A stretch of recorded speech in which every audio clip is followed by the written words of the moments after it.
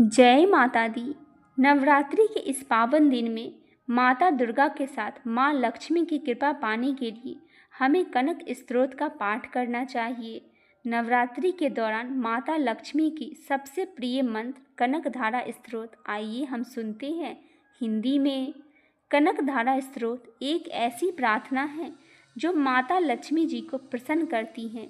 आज के समय में सभी लोग अपनी आर्थिक तंगी को लेकर बहुत अधिक चिंता में रहते हैं और धन प्राप्त करने का हर संभव उपाय करना चाहते हैं। आर्थिक तंगी को दूर करने के लिए, धन प्राप्ति और धन का निवारण करने के लिए माँ लक्ष्मी की प्रार्थना कनक धारा स्तोत्र का जाप करना बहुत अच्छा माना जाता है और यह स्तोत्र नवरात्रि के दौरान की जाए तो बहुत अधिक फलदायी मानी जाती है। कनक धारा स्तोत्र की विशेषता यह है कि यह किसी भी प्रकार की विशेष माला, जाप, पूजन विधि विधान की मांग नहीं करता, बल्कि सिर्फ दिन में एक बार इसको पढ़ना पर्याप्त है। साथ ही प्रतिदिन कनक धारा यंत्र के सामने दीपक और अगरबत्ती लगाना आवश्यक है। अगर किसी दिन यह भी भूल जाए तो बाधा नहीं आती, क्योंकि यह सिद्ध मंत्र होने के कारण चैतन्य माना जाता है। आइए सुनते हैं कनक धारा स्तोत्र हिंदी में। आपको सिर्फ कनक धारा यंत्र कहीं से लेकर पूजा घर में रखना है।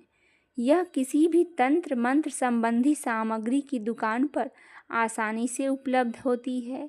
माँ लक्ष्मी की प्रसन्नता के लिए जितने भी यंत्र हैं उनमें से कनक धारा यंत्र तथा स्तोत्र सबसे ज़्यादा प्रभावशाली एवं अति शीघ्र फलदायी होता है। आइए शुरू करते हैं कनक धारा स्तोत्र हिंदी में।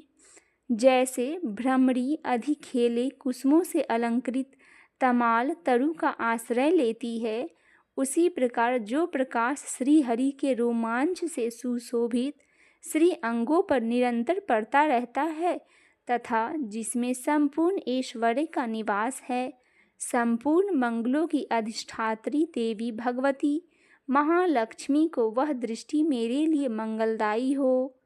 जैसे भ्रामरी महान कमल दल पर मंडराती रहती है, उसी प्रकार जो श्री हरि के मुखराविंद की ओर बराबर प्रेम पूर्वक जाती है और लज्जा के कारण लौट जाती है, समुद्र कन्या लक्ष्मी की वह मनोहर मुग्ध दृष्टिमाला मुझे धन संपत्ति प्रदान करे।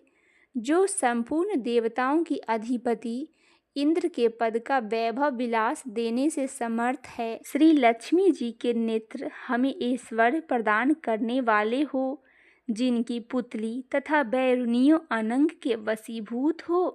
अध खुले किंतु साथ ही निर्मिमेष नैनों से देखने वाले आनंद कंद श्री मुकुंद को अपने निकट पाकर कुछ तिरछी हो जाती है। जो भगवान मधुसूदन के कौस्तुभामानी मंडित वक्ष स्थल से इंद्र नीलमयी हार वाली सी सुशोभित होती है तथा उनके भी मन से प्रेम का संचार करने वाली है, वह कमल कुंज वासिनी कमला की कटाक्ष माला मेरा कल्याण करे। जैसे मेघों की घटा में बिजली चमकती है, उसी प्रकार जो कैटव शत्रु श्री विष्णु के काली मेघ काला के श्याम सुंदर वक्ष स्थल पर प्रकाशित होती है, जिन्होंने अपनी आरवी भाव से भृंग वंश को आनंदित किया जाता है। मधुहंता श्री हरि को भी अधिकाधिक आनंद प्रदान करने वाली तथा जो नील कमल के भीतरी भाग के समान मनोहर जान पड़ती है, उन लक्ष्मी जी के अधखुले नेत्रों की दृष्टि क्षण भर के लिए मुझ पर थोड़ी सी अवश्य पड़े। शेष सैया भगवान श्री विष्णु जी की धर्म पत्नी तथा जो समस्त लोकों की जननी है, उन भगवती लक्ष्मी की पूजनीय मूर्ति मुझे कल्याण प्रदान करे। समुद्र कन्या कमला की वह मंद अलस मंथर और अर्धनमिलित दृष्टि, जिसके प्रभाव से कामदेव ने मंगलमय भगवान मधुसूदन के हृदय में प्रथम बार स्थान प्राप्त किया था, यहाँ मुझ पर भी पड़े। भगवान नारायण की प्रियसी लक्ष्मी का नेत्र रूपी मेघ दया रूपी अनुकूल पवन से प्रेरित हो दुष्कर्म रूपी धाम को चिरकाल के लिए दूर हटाकर विषाद रूपी धर्म जन्य ताप से पीड़ित मुझे दीन रूपी चातक पर धन रूपी जलधारा से वृष्टि करे। वशिष्ठ बुद्धि वाले मनुष्य जिनके प्रीति पात्र होकर जिस दया दृष्टि के प्रभाव से स्वर्ग पद को सहज की प्राप्ति कर लेते हैं, पद्मासन पद्मा की वह विकसित कमल गर्भ के समान कांति में दृष्टि मुझ मनोवांछित पृष्टि प्रदान करे। जो सृष्टि लीला के समय वाग देवता के रूप में विराजमान होती है तथा प्रलय लीला के काल में शाकांभरी भगवती दुर्गा अथवा चंद्रशेखर वल्लभ पार्वती रुद्र शक्ति के रूप में अवस्थित होती है। त्रिभुवन के एकमात्र पिता भगवान नारायण की उन नित्य यौवन प्रियसी श्री लक्ष्मी जी को नमस्कार है। माता शुभ कर्मों का फल देने वाली श्रुति के रूप में आपको प्रणाम है। रमणीय गुणों की सिंधु रूपी रीति के रूप में आपको नमस्कार है। कमल वन में निवास करने वाली शक्ति स्वरूपा लक्ष्मी जी को नमस्कार है तथा पृष्टि रूप में पुरुषोत्तम प्रिया को नमस्कार है। कमला वदना कमला को नमस्कार है।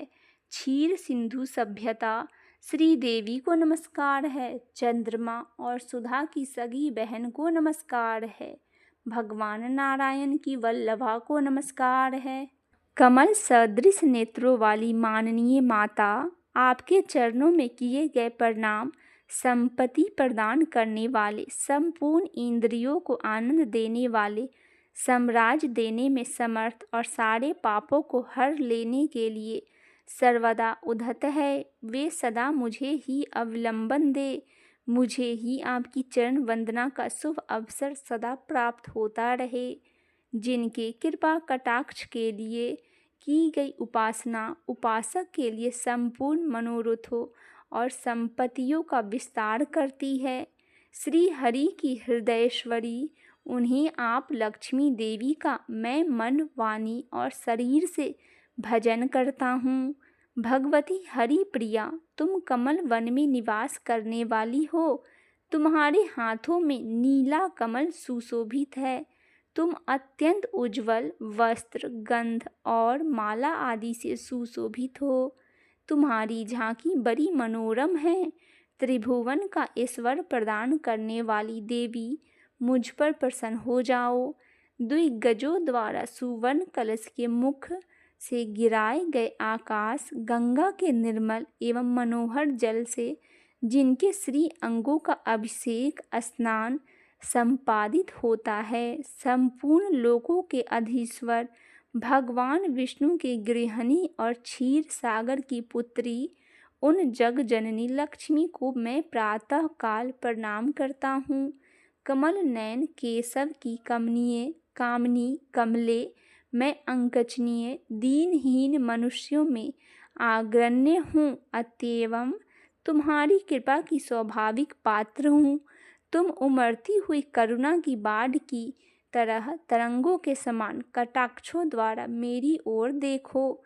जो मनुष्य इन स्तुति द्वारा प्रतिदिन वेद त्रयी स्वरूपा त्रिभुवन जननी भगवती लक्ष्मी जी की स्तुति करते हैं, वे इस भूतल पर महान गुणवान और अत्यंत सौभाग्यशाली होते हैं तथा विद्वान पुरुष भी उनके मनोभाव को जानने के लिए उत्सुक रहते हैं। बोलिए लक्ष्मी नारायण भगवान की जय।